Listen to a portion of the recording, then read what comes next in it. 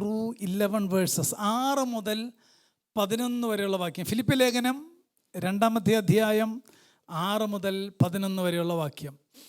അവൻ ദൈവരൂപത്തിലിരിക്കെ ദൈവത്തോടുള്ള സമത്വം മുറുകെ പിടിച്ചു കൊള്ളണം എന്ന് വിചാരിക്കാതെ ദാസരൂപം എടുത്ത് മനുഷ്യ സാദൃശ്യത്തിലായി തന്നെ താൻ ഒഴിച്ച് വേഷത്തിൽ മനുഷ്യനായി വിളങ്ങി തന്നെ താൻ താഴ്ത്തി മരണത്തോളം, ക്രൂശിലെ മരണത്തോളം തന്നെ അനുസരണമുള്ളവനായി തീർന്നു. അതുകൊണ്ട് ദൈവം അവനെ ഏറ്റവും ഉയർത്തി സകലനാമത്തിനും മേലായ നാമം നൽകി. അങ്ങനെ യേശുവിൻ്റെ നാമത്തിൽ സ്വർലോകരുടെയും ഭൂലോകരുടെയും അധോലോകരുടെയും മുഴങ്കാലൊക്കെയും മടങ്ങുകയും എല്ലാ നാവും യേശു ക്രിസ്തു കർത്താവെന്ന പിതാവായ ദൈവത്തിൻ്റെ മഹത്വത്തിനായി ഏറ്റു പറയുകയും ചെയ്യേണ്ടി വരും. Who, although he exalted in the form of God, did not regard equality with God a thing to be grasped, but emptied himself, taking the form of a bond servant, and being made in the likeness of men. Being found in appearance as a man, he humbled himself by becoming obedient to the point of death, even death on a cross.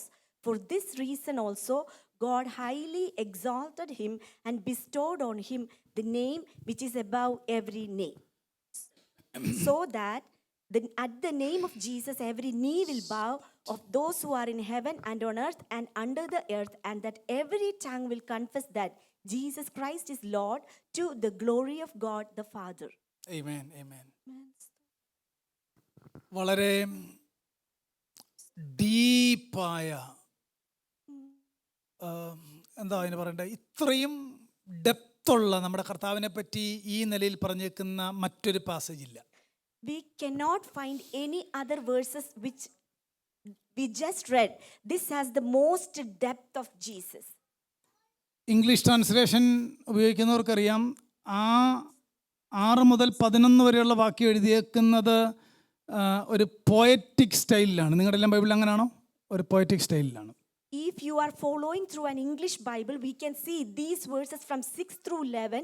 It was written in a poetic language. അതായത് ക്രിസ്ത്യാനിറ്റിയുടെ ആരംഭ കാലഘട്ടത്തിൽ Philippi ലേഖനം എഴുതുന്നതിന് മുമ്പ് തന്നെ AD 30, 40, 50s അവർ ഒരുമിച്ച് കൂടി വന്നപ്പോൾ അവർ പാടിയ പാട്ടായിരുന്നു എന്നാണ് പറയുന്നത് ഈ വാക്യം. പിന്നീട് പരിശുദ്ധാത്മാവിൻ്റെ നിയോഗത്താൽ നമുക്ക് എഴുതി ലഭിച്ചതാണ്. അവർ ഇത് പാടി കർത്താവിനെ മഹത്വപ്പെടുത്തിയിരുന്നു എന്നാണ് നമുക്ക് മനസ്സിലാക്കാനായിട്ട് കഴിയുന്നത്. When we look through the history, we can see that in the year of AD 30s, 40s and 50s, they used to sing this song whenever they gathered together. അതിനെ അന്ന് അവർ വിളിച്ചത് ക്രൈസ്റ്റ് ഹിം എന്നായിരുന്നു. Christ him. At that time they were called or titled these verses as Christ hymn. എത്ര rich ആയിരുന്നല്ലേ ഓരോ സെന്റൻസും. ദൈവമായിരുന്നവൻ താണ് താണ് താണ് താണ് വന്ന് ക്രൂശിലെ മരണത്തോളം താണ് ദൈവം അവനെ ഏറ്റവും ഉയർത്തി, സകലത്തിനും മീതെ ഉയർത്തി. അതുപോലെ നമ്മുടെ കർത്താവിൻ്റെ ആ വരവും താഴ്ചയും മരണവും അടക്കവും ഉയർപ്പും അസെൻഷനും എല്ലാം പറഞ്ഞേക്കുന്ന glorious passage. We can see that the passage we just read was such a glorious passage which has everything in summation. His birth, his death, his crucifixion, his incarnation, his resurrection. Everything is summarized through these verses. ഞാൻ ഈ വാക്യം അതിൻ്റെ കോണ്ടെക്സ്റ്റിൽ പ്രസംഗിക്കാനായിട്ട് ഇന്ന് താല്പര്യപ്പെടുന്നില്ല. Context എന്നുള്ളത് ഒരു കാര്യത്തിൽ മാത്രം പറയാം. ഫിലിപ്പിയ സഭയോട് പറയുകയാണ്, നിങ്ങൾ ഈ ആറ്റിറ്റ്യൂഡ് ഉള്ളവരായിരിക്കണം എന്ന് പറയാൻ വേണ്ടിയാണ് ഈ പാട്ട് അവിടെ എഴുതിയിരിക്കുന്നത്. ഈ ആറ്റിറ്റ്യൂഡ് ഉള്ളവരായിരിക്കണം എന്ന് പറയാൻ വേണ്ടി. The context of these verses are Paul was exhorting Philippians to have this attitude in themselves. അതായത് മുകളിൽ പറഞ്ഞേക്കുന്നത് ഹ്യൂമിലിറ്റി എന്ന ആറ്റിറ്റ്യൂഡാണ്. ഹ്യൂമിലിറ്റി.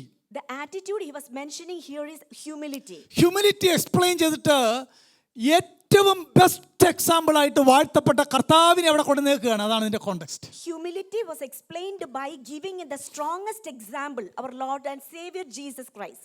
എന്നിട്ട് നമുക്ക് ഇന്ന് പ്രസംഗിക്കാൻ അല്ലെങ്കിൽ ഈ ഒരു പർട്ടിക്കുലർ ടൈമിൽ പ്രസംഗിക്കാൻ ഏറ്റവും യോഗ്യമായൊരു വചനം, ഒരു ട്രൂ ക്രിസ്മസ് സ്റ്റോറി എന്തായിരിക്കണമെന്ന് താഴെ എഴുതിയേക്കാണ് അല്ലേ? And we can see what is a true Christmas story. ആ കോണ്ടെക്സ്റ്റിലാണ്, ആ കോണ്ടെക്സ്റ്റ് ഹ്യൂമിലിറ്റിയുടെ കോണ്ടെക്സ്റ്റിൽ എഴുതി വെച്ചേക്കാണ്. based on the humility context, we can go through or understand what is the true meaning of Christmas. അങ്ങനെങ്കിൽ ഞാനൊരു sentence പറഞ്ഞിട്ട് എൻ്റെ വിഷയത്തിലേക്ക് വരാം.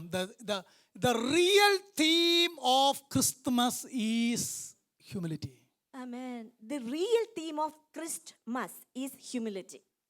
അത്രേ ഞാൻ ഇന്ന് കോണ്ടെക്സ്റ്റിൽ നിന്ന് പറയുന്നുള്ളൂ. ഞാൻ ചില കാര്യങ്ങളൊന്ന് പറഞ്ഞ് ഈ വേദഭാഗത്തെ അല്പം ഒന്ന് പറയാമെന്നാണ് വിചാരിക്കുന്നത്. I would like to explain a little by little. ഞാൻ ലാസ്റ്റ് വീക്ക് ഈ സൺഡേ എന്ത് പറയണമെന്ന് ഇങ്ങനെ കുറച്ച് സമയം ആലോചിക്കുകയും വേദവസം വായിക്കുകയും പ്രാർത്ഥിക്കുകയൊക്കെ ചെയ്തപ്പോൾ പല കാര്യങ്ങളും എൻ്റെ മനസ്സിലേക്ക് വന്നു. When I was meditating and then I was thinking what to prepare for this Sunday, many things came into my mind. അന്നേരം ഞാൻ ഓർത്തു, ഈ നമുക്ക് ഈ സമയത്ത് ഏറ്റവും പോപ്പുലർ ആയിട്ടുള്ള ഒരാളുണ്ട്, സാന്റാക്ലോസ് അല്ലേ? അദ്ദേഹം ആരാന്നൊന്ന് പറഞ്ഞിട്ട് ഞാൻ ഈ വാക്യത്തിലേക്ക് വരാം. Nowadays we are all seeing a lot of Santa Clauses, so I would like to mention who he is and then I'll come back to this word. ഇതൊക്കെ ഞാൻ പറയുന്നത് നിങ്ങൾ ഒരിക്കലും മറന്നുപോകാതിരിക്കാൻ വേണ്ടിയാണ്. ഇന്ന് മാത്രമേ അത് പറയാൻ പറ്റുള്ളൂ. So please, why I am explaining all this, because you need to keep all these things into your mind, and today only I will be able to explain all those things. ഈ ക്രിസ്തുമസിന്റെ ഒരു highlighting factor എന്നുള്ളത് Christ അല്ല, Santa Claus ആണ്, right? Usually we can see the highlight of Christmas is not Christ but Santa Claus. അതായത് red വസ്ത്രമൊക്കെ ധരിച്ചു വരുന്ന ഒരു മനുഷ്യൻ, തൊപ്പിയൊക്കെ വെച്ച് വരുന്ന, വളരെ റെഡായിട്ട് വരുന്ന, വണ്ണമുള്ള, വലിയ പോട്ട് ബെല്ലിയുള്ളൊരു മനുഷ്യൻ, right? We usually see Santa Claus in pictures as a person who is wearing a red garment with a big belly. എങ്ങനെയാണ് ഇന്ന് കാണുന്ന സാന്റാക്ലോസ് ഉണ്ടായെന്ന് ഞാനൊന്ന് പറയാം. So I would like to explain how the Santa Claus currently we are seeing in pictures came into existence. ഒരു 270s Saint Nicholas Greek നെയിമാണ് എന്ന പേരുള്ള ഒരു ഭക്തൻ ഉണ്ടായിരുന്നു, Saint Nicholas. Saint Nicholas, there was a man of God in 270. അദ്ദേഹം ജനിച്ചത് ടർക്കിയിലെ പറ്റേര എന്ന പട്ടണത്തിനാണ്. പറ്റേര നിങ്ങൾക്ക് സെർച്ച് ചെയ്താൽ കിട്ടും. പറ്റേര. He was born in Turkey, in the area of Turkey called a place called Takira. Patera, sorry. പറ്റേര അന്ന് അവിടെ ക്രിസ്ത്യൻ ഡോമിനേഷൻ ആയിരുന്നു. ഇന്ന് ഇസ്ലാം ഇൻവേഡ് ചെയ്തു നമുക്ക് എല്ലാവർക്കും അറിയാം. At that time it was a Christian dominated area, but now we all are aware that now it's a Muslim populated area. ഈ Saint Nicholas ഭയങ്കര റിച്ച് ആയിട്ടുള്ള ഒരു ഫാമിലിയിൽ അംഗമായിരുന്നു. Saint Nicholas was a member of an affluent family. അങ്ങനെ ഇരുന്നപ്പോൾ തന്റെ parents മരിക്കുന്നു. During that time period his parents were dying. മറ്റ് സിബ്ലിങ്സിനെ പറ്റിയൊന്നും നമുക്കറിയില്ല. We were not aware of any of his siblings. അങ്ങനെ ഇരുന്നപ്പോൾ ക്രിസ്ത്യാനിറ്റിയിലേക്ക് വന്ന ഒരു പാവപ്പെട്ട കുടുംബം അവിടെ ഉണ്ടായിരുന്നു. ഒരു സ്റ്റോറിയാണ് ഇത്. റിയലി നടന്ന, നമുക്ക് ഹിസ്റ്റോറിക്കൽ അവൈലബിൾ ആയ ഡോക്യുമെന്റ് ആണ്. ഒരു ഫാമിലി അവിടെ ഉണ്ടായിരുന്നു. At that time there was a poor family who converted to Christianity. അവർക്ക് 3 പെൺമക്കൾ ഉണ്ടായിരുന്നു. That Christian family had 3 daughters. ആ 3 പെൺമക്കളെ കല്യാണം കഴിച്ച് വിടാനായിട്ടുള്ള പൈസ ആ പേരൻസിനില്ലായിരുന്നു. ആ പെൺപിള്ളാർ പേരൻസിനില്ലായിരുന്നു. Parents do not have enough money to get them married. ഇത് സെയിന്റ് നിക്കോളാസ് അറിഞ്ഞു. That thing came into Saint Nicholas's mind. Saint Nicholas ആരും അറിയാതെ ഈ പാവപ്പെട്ട ഈ പെൺകുഞ്ഞുങ്ങളുടെ വീട്ടിൽ ഒരു ദിവസം വൈകിട്ട് കൊണ്ടുപോയി ഒരു കവറിനകത്ത്, ഒരു തുണിക്കെട്ടിനകത്ത് ഗോൾഡ് കോയിൻ കൊണ്ടിട്ടു, ആരും അറിയാതെ. Saint Nicholas, during one night, he took a big cloth and put a lot of gold coins in it, and then he put that bag of cloth inside this poor family without the knowledge of anyone else. അങ്ങനെ ആദ്യത്തെ മോടെ കല്യാണം കഴിഞ്ഞു. By that money, the first daughter got married. ഇദ്ദേഹം ഈ Saint Nicholas ഈ ഫാമിലിയെ observe ചെയ്യുന്നുണ്ടായിരുന്നു. The Saint Nicholas was observing very closely this poor family. രണ്ടാമത്തെ മോടെ വിവാഹമായപ്പോഴും അവർക്ക് പൈസ ഇല്ല. സെയിന്റ് നിക്കോളാസ് രാത്രിയിൽ ഇതേ കാര്യം തന്നെ ചെയ്തു. Again, during the second daughter's wedding time also, they didn't have enough money, and Saint Nicholas was doing the same thing. He put money. അന്നേരം ഈ പെൺപിള്ളാരുടെ പേരൻസിന് മനസ്സിലായി ഇത് ആരോ കൊണ്ടുവന്ന് വെക്കുന്നാന്ന് മനസ്സിലായി.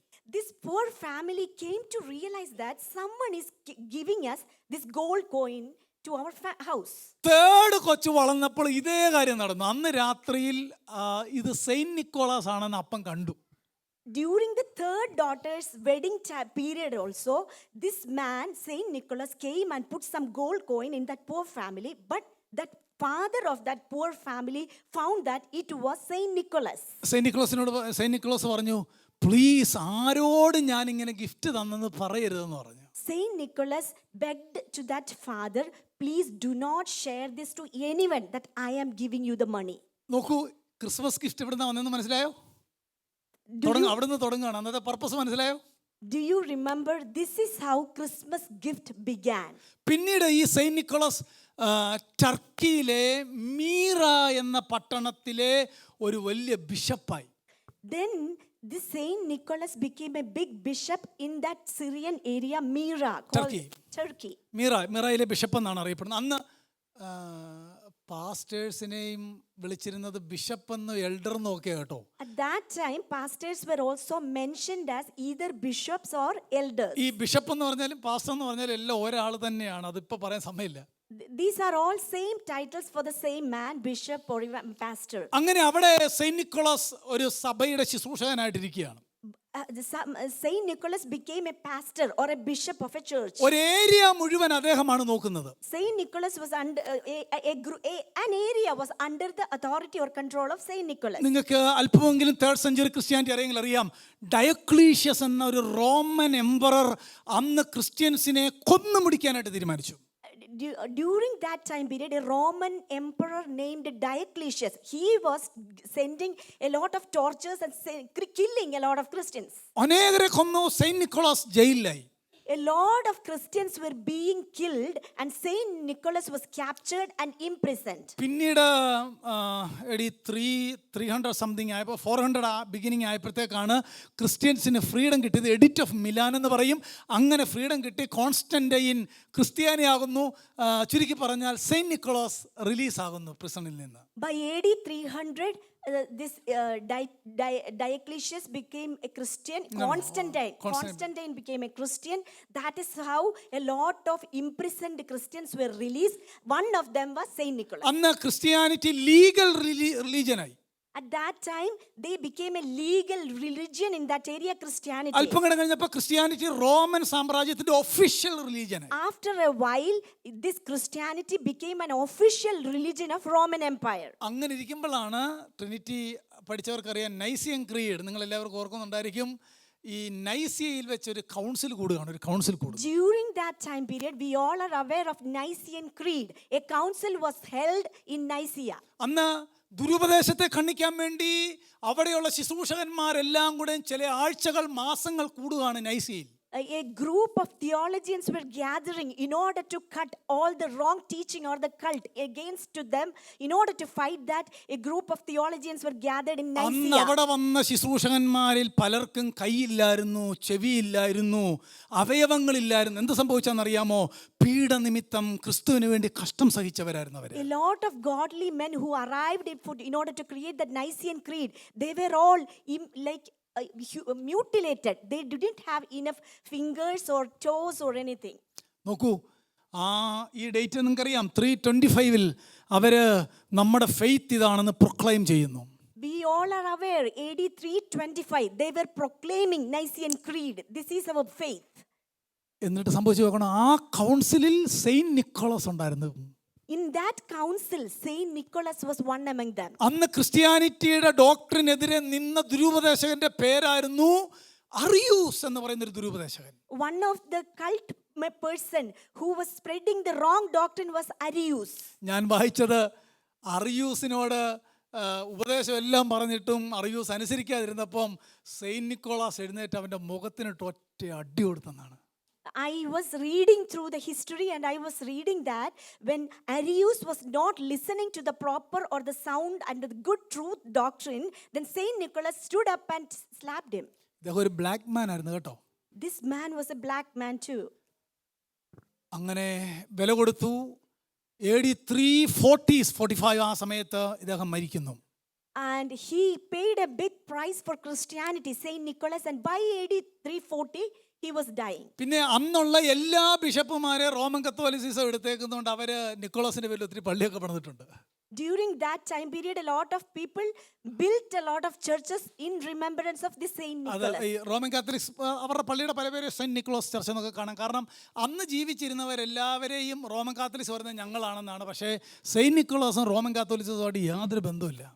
Catholics mentioned a lot, titled a lot of the churches based on the Saint Nicholas's name, but the Saint Nicholas and Catholics didn't have any relation. പ്രിയപ്പെട്ടവരെ, അന്ന് gift കൊടുക്കുന്ന, കഷ്ട സഹിക്കുന്ന, ആളുകൾക്ക് വേണ്ടി അധ്വാനിക്കുന്ന, ദുരുപദേശത്തെ എതിർക്കുന്ന ഒരു ഭക്തന്റെ പേരായിരുന്നു Saint Nicholas. During that time period, a man of God who was such a good man, who was giving to the poor without noticing it to anyone, and he was spreading the good news. That was the beginning. പിന്നെ വലിയ കാര്യമൊന്നും നടന്നില്ല. ഒരു 1823 ആയപ്പോൾ, അതുകൊണ്ട് ഒരു 200 years back ആയപ്പം ഒരു പാട്ടിറങ്ങി. ആ പാട്ടിൻ്റെ പേര് നിങ്ങൾ സെർച്ച് ചെയ്താൽ കിട്ടും. A visit from Saint Nicholas എന്നാണ് ആ പോയത്തിൻ്റെ പേര്. A visit from Saint Nicholas. After that, time passed by 1823, a hymn came into titled as A Visit of Saint Nicholas. അവിടെ നിന്നാണ് ഈ ഒരു സാന്റാക്ലോസിന്റെ രൂപം കിട്ടുന്നത് കേട്ടോ. From there, this picture of Santa Claus came. ഇനി നമ്മളൊക്കെ പാടുന്ന ജിംഗിൾ ബെൽ 1850 എഴുതിയതാണ്. അതിന് ശേഷം എഴുതുകയാണ് jingle bell. 1850. After that only, we usually hear this song during Christmas period, Jingle Bells. Saint Nicholas എവിടെ വരെ ആയെന്നറിയോ? ജിംഗിൾ ബെല്ല് വരെയായി. Saint Nicholas was transforming his idea and it became as Jingle Bell. ആ പാട്ടിറങ്ങി കഴിഞ്ഞപ്പോൾ ഒരു book എഴുതി 1869. ആ ബുക്കിന്റെ പേര് സാന്റാക്ലോസ് ആൻഡ് ഹിസ് വർക്ക്സ് എന്നാണ് ആ ബുക്കിന്റെ പേര്. അതൊരു cartoon ബുക്കായിരുന്നു. After that, 1869, Santa Claus and his works, a book came into picture. ആ ബുക്ക് ഇറങ്ങിയപ്പോഴത്തേക്ക് സാന്റാക്ലോസ്, സെയിന്റ് നിക്കോളാസിന് ഭാവഭേദം വന്ന് സാന്റാക്ലോസ് ഫേമസ് ആയി വന്നു. After that, Saint Nicholas became Santa Claus. People made it like that, and this Santa Claus became popular from that day onwards. പിന്നെ ഈ red ഉടുപ്പും തൊപ്പി എവിടെ നിന്ന് കിട്ടിയതാണെന്നറിയാം? ഇത്രയും വണ്ണമുള്ള റെഡും മനുഷ്യനെ ഉടുപ്പും തൊപ്പി എല്ലാം കൂടെ. Then how come this red garment and a big belly came into these pictures? ആരും ഞെട്ടരുത്. Do not be shocked. 1931 Coca Cola company ഒരു പരസ്യം ഇറക്കി. 1931, 90 വർഷം മുമ്പ്. After before 90 years, like during 1931, Coca-Cola, the company, gave a advertisement. ആ പരസ്യത്തിന് അവരിറക്കിയ വേഷമാണ് ഈ red തൊപ്പിയും റെഡ് ഉടുപ്പും അവരുടെ കോളയുടെ നിറത്തിലുള്ള ആളുടെ ഷേപ്പും. മനസ്സിലായോ? That time, Coca-Cola company actually made a marketing, and this icon they provided with a red garment and with a big belly, somewhat similar to Coca-Cola. അതായത് ഇന്ന് കാണുന്ന സാന്റാക്ലോസ് 90 വർഷം മുമ്പ് ഇറക്കിയ കൊക്കോകോള കമ്പനിക്കാരൻ്റെ പരസ്യമാണെന്ന് മറക്കരുത് ആരും. Do not forget that. Currently, we are seeing in pictures, or we are seeing Santa Clauses. This is a marketing picture of Coca-Cola, the company. ഇനി നിങ്ങൾ പറഞ്ഞു സെയിന്റ് നിക്കോളാസുമായിട്ട് കൊക്കോകോള കമ്പനിക്ക് എന്തെങ്കിലും ബന്ധമുണ്ടോ? Now just imagine, can we see any kind of similarity between the man of God named Saint Nicholas and Santa Claus? ഒരു ബന്ധവും ഇല്ല. അതുകൊണ്ട് നമുക്ക് സാന്റാക്ലോസ് ആയിട്ട് ഒരു ബന്ധവും. എല്ലാവരും കേട്ടോ? ഒന്ന് കേട്ടേ. So please അടുത്ത ആഴ്ച ഇത് listen. പറയാൻ പറ്റിയല്ലോ. Please listen സാന്റാക്ലോസുമായിട്ട് carefully. നമുക്കൊരു ബന്ധവും ഇല്ല. So listen carefully. There is no relationship with us between this Santa Claus. പക്ഷെ നമുക്ക് സെയിന്റ് നിക്കോളാസുമായിട്ട് ബന്ധമുണ്ട്. എങ്ങനെയാ? ട്രൂത്തിന് വേണ്ടി നിന്ന, But we all, സുവിശേഷത്തിന് വേണ്ടി പ്രിസണിൽ പോയ, Amen. വേദനിക്കുന്നവൻ ആഹാരം കൊടുത്ത, ആരുമില്ലാത്തടത്ത് കർത്താവിന് വേണ്ടി അധ്വാനിച്ച, ദുരുപദേശത്തിന് വേണ്ടി സലസോടെ അതിനെതിരെ പോരാടിയ സെയിന്റ് നിക്കോളാസിനെ നമുക്ക് ആവശ്യമുണ്ട്. സാന്റാക്ലോസുമായിട്ട് സെയിന്റ് നിക്കോളാസിനോ ക്രിസ്ത്യാനിറ്റിക്കോ ഒരു ബന്ധവും ഇല്ല. But we all need to keep in our mind that we do not have any relationship with the Santa Claus, but we do have a strong relationship to the man of God, Saint Nicholas, who paid a big price, who gave his life to fight for the wrong teachings. എല്ലാ വർഷവും ഈ ചുമല ഉടുപ്പുകാരനെ കാണുമ്പോൾ ഓർത്തോണം, ഇത് ആ കമ്പനിയുടെ ഇത് live പോകുന്നതുകൊണ്ട് ഞാൻ പ്രിപ്പയർഡായിട്ട് തന്നെയാണ് പറയുന്നത്. So every year, whenever you see this Santa Claus's picture, always remember that this is a marketing picture of a famous company. പക്ഷെ നമുക്കൊരു ഉത്തരവാദിത്തമുണ്ട്, ഗോസ്പല് പറയാൻ. Amen. Hallelujah. നമ്മുടെ അടുത്ത ഉത്തരവാദിത്തം ട്രൂത്തിന് വേണ്ടി നിൽക്കാൻ. നമ്മുടെ അടുത്ത ഉത്തരവാദിത്തം കർത്താവിന് വേണ്ടി കഷ്ട സഹിക്കാൻ. നമ്മുടെ അടുത്ത ഉത്തരവാദിത്തം കർത്താവിൻ്റെ നാമത്തെ പ്രതി പാവങ്ങളെ സഹായിക്കാൻ. അതായിരിക്കണം ക്രിസ്മസ് ഗിഫ്റ്റിൻ്റെ പിന്നിലെ നമ്മുടെ ലക്ഷ്യം. But we all need to have a responsibility. We all need to stand for the truth and help the poor and help the needy. And also, we have to fight for the wrong doctrines and spread the gospel. ഇനിയും വായിച്ച ഞാൻ ഒത്തിരി കാര്യങ്ങൾ പറയാനായിട്ട് ഈ നിലയിൽ not ചെയ്ത് വെച്ചിട്ടുണ്ടായിരുന്നു. മറക്കുകയല്ലോ ആരും. I hope you will never forget what I just shared. Praise the Lord. നമുക്ക് എല്ലാവർക്കും ഒരു സെയിന്റ് നിക്കോളാസ് ആകണം കേട്ടോ. We all try to be a Saint Nicholas. ആ ഭക്തനെ ഫോളോ ചെയ്യണം. We all need to follow that man of God. വായിച്ച വേദഭാഗത്തിന് ചില കാര്യങ്ങൾ പറയാം. I like to share from the verses which we just read. ഈ വേദഭാഗം പല നിലകളിൽ നമുക്ക് അതിനെ ഡിവൈഡ് ചെയ്യാനായിട്ട് പറ്റും. We can divide in several ways these verses. ആറാമത്തെ വാക്യം സത്യത്തിൽ അവൻ ദൈവരൂപത്തിലിരിക്കെ ദൈവത്തോടുള്ള സമത്വം മുറുകെ പിടിച്ചുകൊള്ളണമെന്ന് വിചാരിക്കാതെ എന്നത് വാസ്തവത്തിൽ അതിൻ്റെ അർത്ഥം he abandon the sovereign position, അവനായിരുന്ന ആ വലിയ പൊസിഷൻ വേണ്ടെന്ന് മനഃപൂർവ്വം വെച്ചു എന്നാണ് ആ വാക്യത്തിൻ്റെ അർത്ഥം. We can see the first verse of 6, it shows that he abandoned his strongest position. രണ്ടാമത് ദാസരൂപം എടുത്തെന്ന് പറഞ്ഞാൽ he took a servant place, ഒരു അടിമയുടെ അതേ നിലയിലേക്ക് നമ്മുടെ കർത്താവ് വന്നു എന്നാണ് അതിൻ്റെ അർത്ഥം. Second thing is he became a slave. That means he took a servanthood. മനുഷ്യരുടെ അടുക്കലേക്ക് വരാനായിട്ട് ഒരു പാപജഡത്തിന്റെ സാദൃശ്യത്തിൽ വന്നു. He approached a sinful people. Amen. He approached a sinful people by taking the same similar nature of them. എട്ടാമത്തെ വാക്യത്തിൽ കണ്ടോ, തന്നെത്താൻ ഒഴിച്ചു. അതൊരു ഡീപ് വേർഡാണ്. തന്നെത്താൻ ഒഴിച്ചു എന്ന് പറഞ്ഞാൽ he adopted a selfless posture. ഒന്നുമില്ലാത്തവനായി തന്നെത്താൻ നമ്മുടെ വാഴ്ത്തപ്പെട്ട കർത്താവ് ഒഴിച്ചു എല്ലാം. We can see he humbled himself. That shows a selfless picture.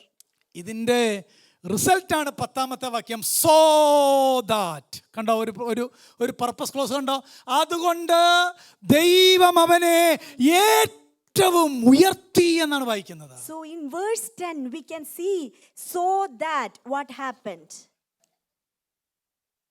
ക്രിസ്മസിനെ പറ്റി ഞാൻ കഴിഞ്ഞ ആഴ്ചയിൽ വായിച്ച ഈ സന്ദേശത്തെ പറ്റി ഒരാൾ പറഞ്ഞൊരു സ്റ്റോറി നിങ്ങളോട് പറഞ്ഞ ചില കാര്യങ്ങൾ തിരുവഴുത്തിൽ നിന്ന് പറയാമെന്ന് വിചാരിക്കുന്നു. I would like to share another story about Christmas. Paul Harvey എന്ന് പറയുന്ന ഈ മിഡ് വെസ്റ്റിലുള്ള ഒരാൾ എഴുതിയൊരു സ്റ്റോറിയാണ്.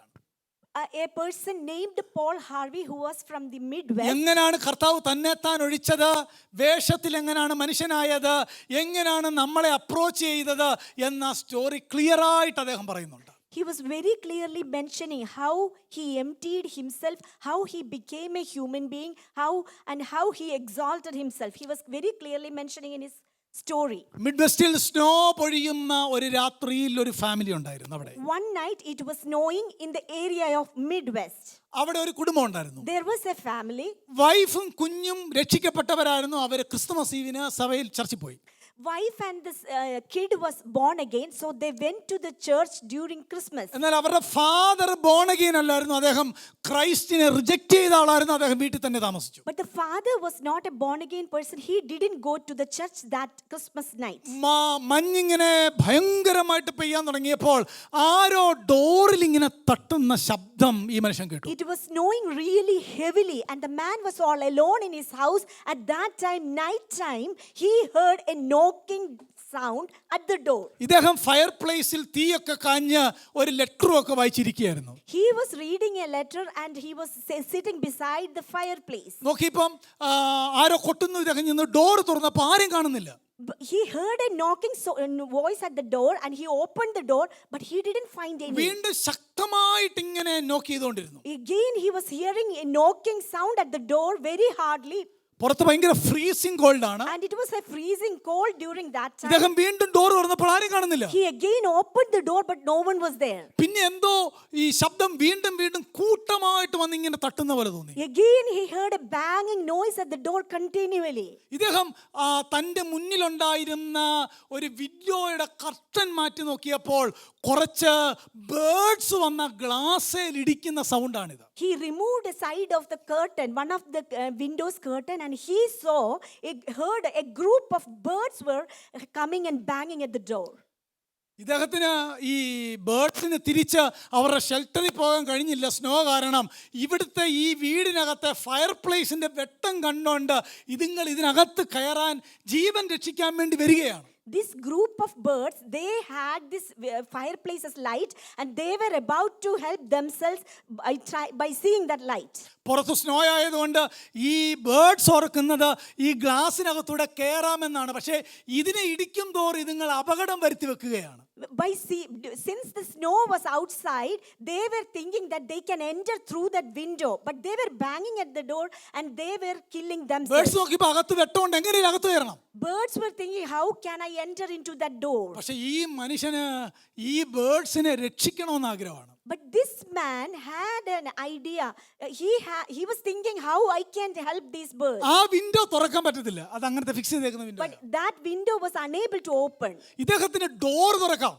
But he can open the door. ഇദ്ദേഹം ഡോർ തുറക്കുമ്പോഴത്തേക്ക് ഈ ബേർഡ്സ് വീണ്ടും ബാക്കിലേക്ക് പറന്നു പോവുകയാണ്. When he opened the door, but the birds were flying to the back of his house. ഇദ്ദേഹം ഓടിപ്പോയി ബ്രെഡും കോണും ഒക്കെ എടുത്തോണ്ട് ഈ വാതിക്ക് കൊണ്ടുവച്ച് ഇതിലെ വാ, ഞാൻ നിങ്ങളെ ഹട്ട് ചെയ്യത്തില്ല എന്ന് ഇദ്ദേഹം പറയുകയാണ്. He took some bread and corn and he went to the front door and he was loudly shouting, come to this way, I won't hurt you. ബേർഡ്സിന് മനസ്സിലാകുന്നില്ല, ബേർഡ്സ് വീണ്ടും ഗ്ലാസിനിട്ട് അടിക്കുകയാണ്. Birds were unable to understand what this man was doing. Birds again was banging at the side door. ഇദ്ദേഹം പറയുന്നുണ്ട് ഇതിലേ കയറി എന്നൊക്കെ പറയുന്നുണ്ട്. ബേർഡ്സിന് ഇദ്ദേഹത്തിന്റെ ലാംഗ്വേജ് മനസ്സിലാകുന്നില്ല. Birds were unable to understand the language of this man saving help. ഇദ്ദേഹം ഏറ്റവും അവസാനം ബേർഡ്സിനെ രക്ഷിക്കാൻ കഴിയാതെ തന്നോട് തന്നെ പറയുകയാണ്, എനിക്ക് ഇതുങ്ങളോടൊന്ന് കമ്മ്യൂണിക്കേറ്റ് ചെയ്യാൻ പറ്റിയിരുന്നെങ്കിൽ. Finally, this man was with sadness. He was thinking, how I can communicate to this bird. അങ്ങനെ കമ്മ്യൂണിക്കേറ്റ് ചെയ്യാൻ പറ്റുമായിരുന്നെങ്കിൽ ഞാൻ അവരോട് പറഞ്ഞേനെ, ഞാൻ നിങ്ങളെ ഹട്ട് ചെയ്യത്തില്ല, ഇത് ഡോറാണ്, ഇതിലെ വന്നാൽ വെളിച്ചമുണ്ട്, നിങ്ങൾക്ക് സുഖമായിട്ട് ഇവിടെ ഇരിക്കാമെന്ന് ഞാൻ പറഞ്ഞേനെ. This man was thinking himself, if I was able to communicate clearly to these birds, I could have told these birds that you can enter through this door.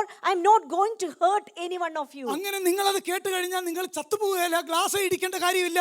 You can safely stay inside. If you hear and if you understand my language, you can save your life. പക്ഷേ സങ്കടം, he cannot communicate anything. കാര്യം ഇദ്ദേഹം മനുഷ്യനാണ്, അവർ birds ആണ്. But the problem is here they cannot communicate between each other because on one side it was a bird and the other side there was a human being. Paul Harvey പറഞ്ഞത് ക്രിസ്തുമസിന്റെ total message ആ മനുഷ്യനിലുണ്ടെന്നാണ് പറഞ്ഞത്. Amen. Paul Harvey was saying that the total message of Christmas was inside that man's mind. അദ്ദേഹം എഴുതിയേക്കുന്ന വാചകം ഇങ്ങനെയാണ്, mankind had been beating itself to death against a barrier that kept him from the warmth of God's love.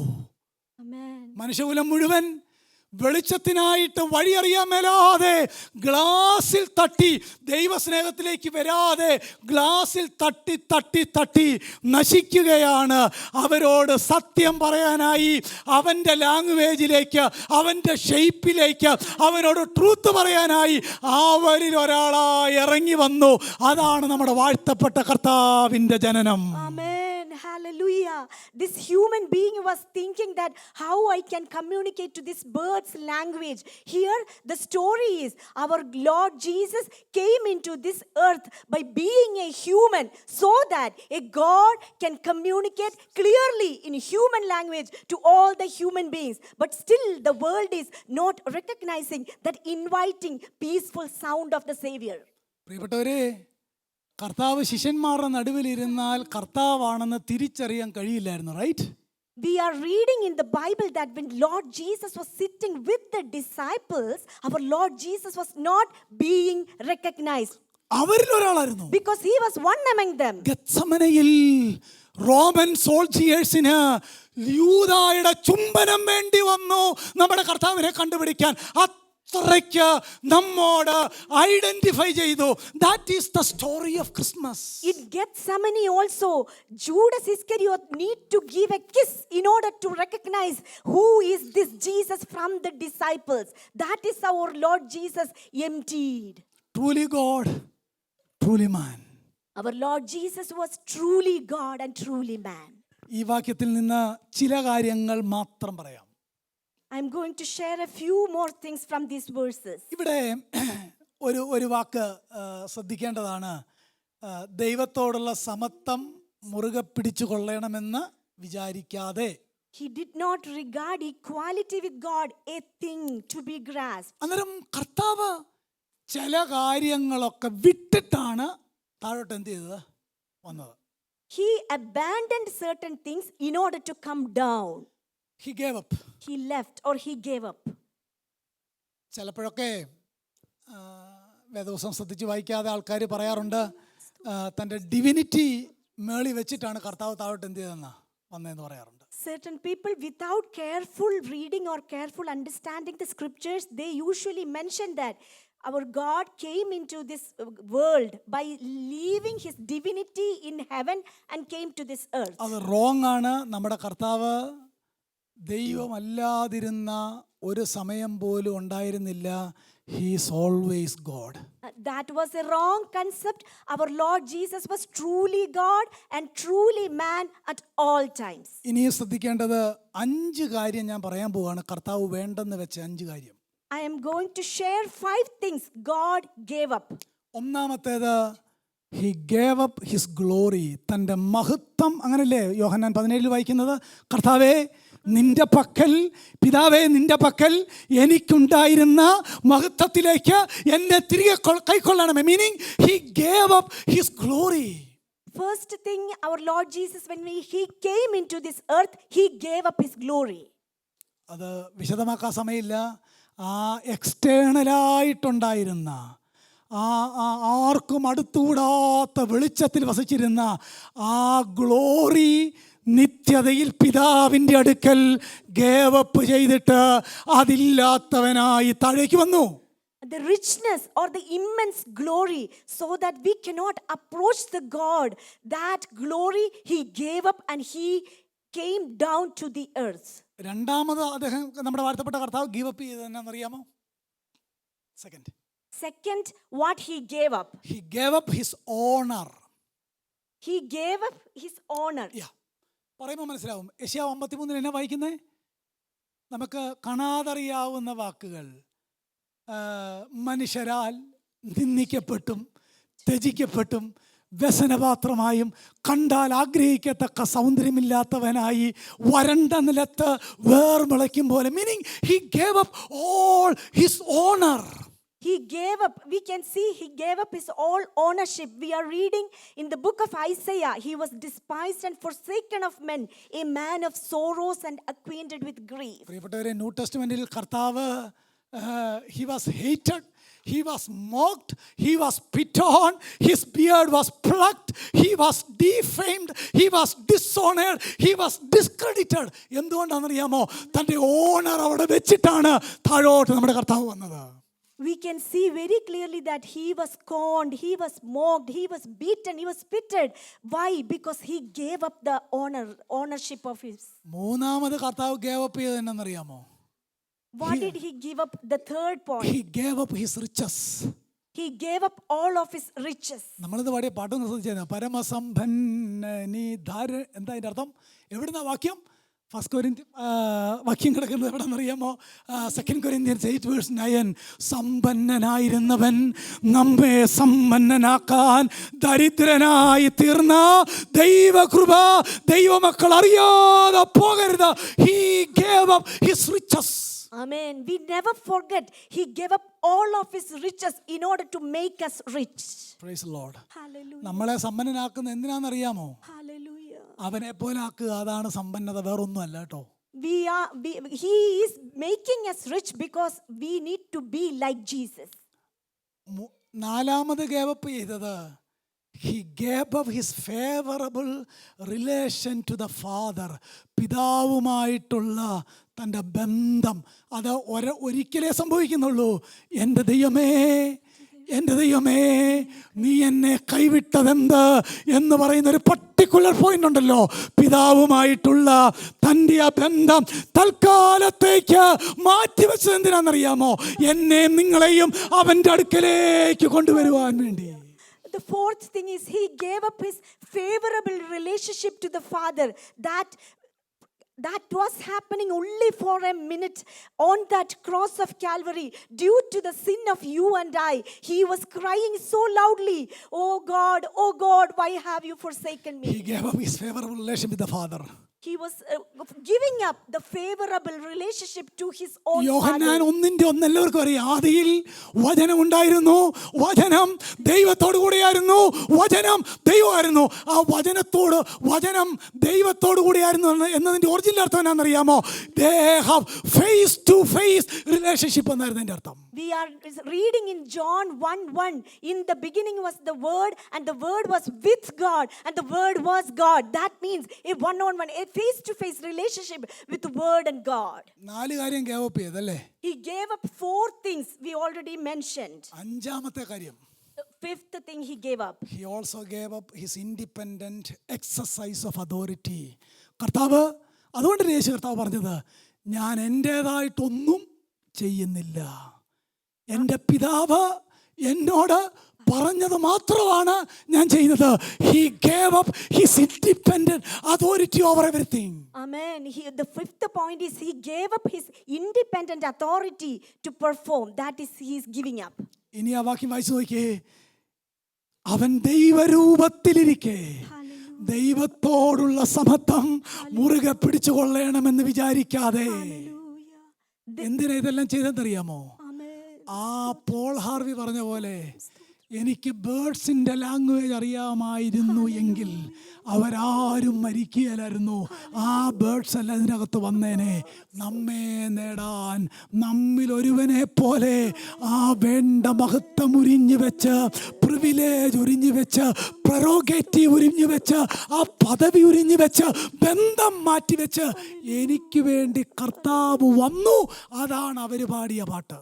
They sang a song during that time period because he, the God, came to this earth by giving up certain things. First and foremost, he gave up his glory so that he became one among us. He gave up his ownership so that he emptied himself, and he gave up all his riches so he became a poor person to make us rich. And he gave up favorable relationship to his father, and then he gave up independent exercise of authority because he wants to save you and I. ഇനി നിങ്ങൾ പെട്ടെന്ന് നോക്കി, എൻ്റെ വാക്കുകളിലേക്ക് നിർത്തിയേ പറ്റുള്ളൂ. 6-7 വാക്യം is talking about the incarnation of Christ. നമ്മുടെ കർത്താവ് താഴോട്ട് വന്ന കാര്യമാണ് 6-7 വാക്യം. Verses 6 and 7, which shows the incarnation, why Jesus Christ came into this picture. That's what it's showing. 8ാമത്തെ വാക്യം the crucifixion of Christ. കർത്താവിന്റെ മരണമാണ്. First few verses incarnation, 8th verses is crucifixion. He came to die, he born to die, he lived to die, his mission was to die, right? Amen. Verse 8. Hallelujah. And we can see his incarnation and his crucifixion in verses 6 and 8. 9, 10, 11, his exaltation. Amen. Verses 9 through 11, we can see his exaltation. അങ്ങനെയല്ലേ വാക്യം? ഞാൻ അതിനകത്തും ചില കാര്യങ്ങൾ പെട്ടെന്ന് പറയാം. നോക്കിക്കുക വാക്യങ്ങൾ. അതുകൊണ്ട് ദൈവം അവനെ ഏറ്റവും ഉയർത്തി സകല നാമത്തിനും മേലായ നാമം നൽകി. We can see in verse 9, for this reason God highly exalted him and bestowed on him the name which is above every name. 9-ാം വാക്യം, 10-ാം വാക്യം, 11-ാം വാക്യം ഓരോ സെന്റൻസിൽ നിങ്ങൾക്ക് നോട്ട് ചെയ്യാം. Hallelujah. Verses 9, 10 and 11, we can see one sentence. Yeah. Verse 9, supreme exaltation, ഏറ്റവും ഉയർത്തി. കണ്ടോ വാക്ക്? Verse 9, we can see the supreme exaltation. 10-ാമത്തെ വാക്യം, the supreme submission, സ്വർലോകരുടെയും ഭൂലോകരുടെയും അധോലോകരുടെയും സർവ്വമുഴങ്കാലും മടങ്ങും. Verse 10, we can see the supreme submission, every knee will bow. ഇങ്ങനെ അങ്ങ് പറയാം, ഇന്ന് ഒത്തിരി എത്തീസ്റ്റ് ഉണ്ടല്ലേ, ഇഷ്ടം പോലില്ലേ? അന്ന് ഒരു എത്തീസ്റ്റും കാണുകയില്ല. മനസ്സിലാവുന്നോ? അതാണ് അതിന്റെ അർത്ഥം. Amen. Currently we can see a lot of atheists amongst our society, but at that day there won't be any atheists. Supreme exaltation. Amen. Supreme submission. Amen. 11-ാം വാക്യം, supreme confession. Amen. We can see here in verse 11 the supreme confession. അല്പം ഓരോ minute പറഞ്ഞ് പ്രാർത്ഥിക്കാൻ പോവാ. So I am going to explain what are these three things. Bible ശ്രദ്ധിക്കുന്നവർക്ക് അറിയാവില്ല, ഞാൻ outline മാത്രമേ പറഞ്ഞുള്ളൂ എന്നുള്ള കാര്യം. Hallelujah. I just gave you an outline of these verses. എന്താ സുപ്രീം എക്സോൾട്ടേഷൻ എന്ന് പറഞ്ഞാൽ അതിന്റെ അർത്ഥം? What is the meaning of supreme exaltation? 4 കാര്യമുണ്ട് അവിടെ. ശ്രദ്ധിച്ച് There are പെട്ടെന്ന് കേട്ടെ. four things. 4 എക്സോൾട്ടേഷൻ. ഒന്ന് റിസറക്ഷൻ, Amen. നമ്മുടെ കർത്താവ് ഉയർത്തു. Amen. First one is resurrection.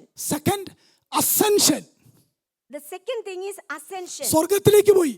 Amen. He ascended. മൂന്നാമത്തേത് എൻത്രോൺമെന്റ്, ഞാൻ നിന്റെ ശത്രുക്കളെ എന്റെ പാദപീഠമാക്കുവോളം നീ എന്റെ വലത്തുഭാഗത്തിരിക്കുക. എൻത്രോൺമെന്റ്. And third thing is enthronement. നാലാമത്തെ ഉയർച്ച എന്നാണെന്നറിയാമോ? കോർഡിനേഷൻ. എന്താ നമ്മുടെ വാഴ്ത്തപ്പെട്ട കർത്താവ് പറഞ്ഞത്? സ്വർഗത്തിലും ഭൂമിയിലുമുള്ള സകല അധികാരവും എനിക്ക്. ഇനിയും ദൈവസഭ ഒരുമിച്ച് നോക്കിയേ, 4 ഉയർച്ച: resurrection, ascension, enthronement and coronation. We can see here 4 things were happening. There is a resurrection, there is an ascension, and there was an enthronement, and there was a coronation. 9-ാം വാക്യം, അതുകൊണ്ട് ദൈവം അവനെ ഏറ്റവും ഉയർത്തി. So we can see in verse 9, therefore God highly exalted him. Praise the Lord. Hallelujah. 10-ാമത്തേത് supreme submission ആണ്. സ്വർലോകം, ഭൂലോകം, അധോലോകം. We can see in verse 10 a supreme submission. Oh, every knee who are in heaven and on earth and under the earth. പെട്ടെന്ന് കേട്ടെ, എന്താ സ്വർലോകം? What is in heaven? All the holy angels and all the saints. All the holy angels and saints are in heaven. Bhulokam, And on earth, ഇവിടെയുള്ള നമ്മളും സകല ജാതികളും. and those who are living on this earth. അധോലോകം, Under the earth, the fallen angels and the wicked people. മനസ്സിലാവുന്നോ?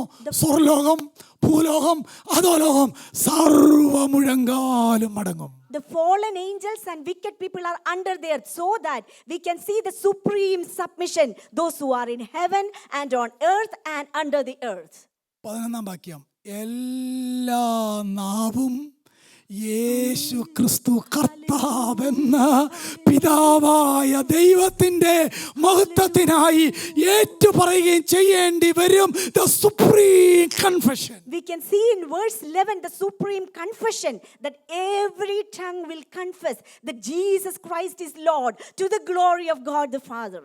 എല്ലാ നാവും എന്ന് പറഞ്ഞാൽ അർത്ഥം എന്നാ? Do you know what it meant by every tongue? എല്ലാ ഭാഷക്കാരും, എല്ലാ ട്രൈബും, എല്ലാ എത്തീസ്റ്റും.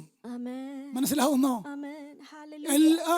എല്ലാ ആ കാറ്റഗറിയിലുള്ള എല്ലാം എന്നതിനകത്ത് ഈ അഖിലാണ്ടത്തിലെ സകലരും അന്ന് പറയും യേശു ക്രിസ്തു കർത്താവ്. All those who are on the earth will confess with their tongue that Jesus is the Lord. നിങ്ങൾ ആ പദം കണ്ട യേശു ക്രിസ്തു കർത്താവ് എന്ന് എഴുതിയേക്കുന്നില്ല. യേശു ക്രിസ്തു കർത്താവ്, 3 പേരും വന്നവിടെ, right? Amen. We can see here Jesus Christ Lord. Trinity we can see here. No, not Trinity, not Trinity. 3 gods names. യേശു എന്ന് പറഞ്ഞാൽ സേവിങ് നെയിം, റൈറ്റ്? Jesus, എന്താ a saving name. ക്രിസ്തുമത്തെ നമ്മുടെ വാഴ്ത്തപ്പെട്ട കർത്താവ് ജനിച്ചപ്പോ പറഞ്ഞത്? അവൻ അവരുടെ പാപങ്ങളിൽ നിന്ന് അവരെ വിടുവിക്കാനിരിക്കൊണ്ട് ഇവന് യേശു എന്ന പേരിടണം. ജഹോവ സേവ്സ് എന്നാണ് ജീസസ് എന്ന പേരിന്റെ അർത്ഥം. Amen. At the time of his birth, angels proclaimed that you need to give his name as Jesus, because he is going to save the people. Jesus meaning saving name. Jesus means saving. He's a savior. Jesus is a savior. Christu, the anointed one, meaning the strong name. Amen. Christ is the anointed one. യേശു ക്രിസ്തു ആരാണെന്ന് പറയുന്ന Lord. Lord, he is the sovereign എന്ന് അന്ന് സകല ആളുകളും അവൻ്റെ പാദത്തിങ്കൽ വീണ് പറയും. നമ്മൾ വന്ന് വീണ് പറയും. നമ്മുടെ ആയുസ് മുഴുവൻ നമ്മൾ പറയുന്ന കാര്യം എന്നറിയാമോ? Jesus Christ is Lord. Everyone will confess that he is the Lord, and every tongue will confess that Jesus Christ is Lord. Supreme exaltation, supreme submission and supreme confession. supreme exaltation, supreme submission, and supreme confession we can see through these verses. ഈ കർത്താവിനെ കണ്ടുമുട്ട ഭാഗ്യം ഉണ്ടായല്ലോ. കർത്താവിനെ സ്തോത്രം ചെയ്യാം. Let us all give thanks because we came to know this Savior. ഈ കർത്താവ് നമ്മളെ തേടി നമ്മിലൊരുവനായിട്ട് വന്നല്ലോ. Amen. നമ്മുടെ കർത്താവിന്റെ വാഴ്ത്തപ്പെട്ട നാമം എന്നേക്കും ഉയർന്നിരിക്കട്ടെ. അവൻ എന്നേക്കും മഹത്വം. ആമേൻ. He came and chose each one of us. So may his name be glorified forever and ever.